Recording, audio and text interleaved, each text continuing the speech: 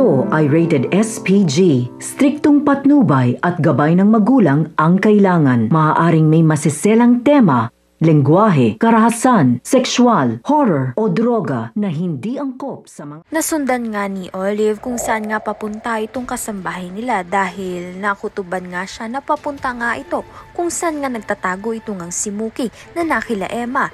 Kaya naman nga't susundan niya nga ito upang maibalik na nga sa kanya itong ang si Mookie. Ngunit itong ang si Mookie ay hindi nga laruan na pwede nga niyang kontrolin kung kailan niya nga gusto.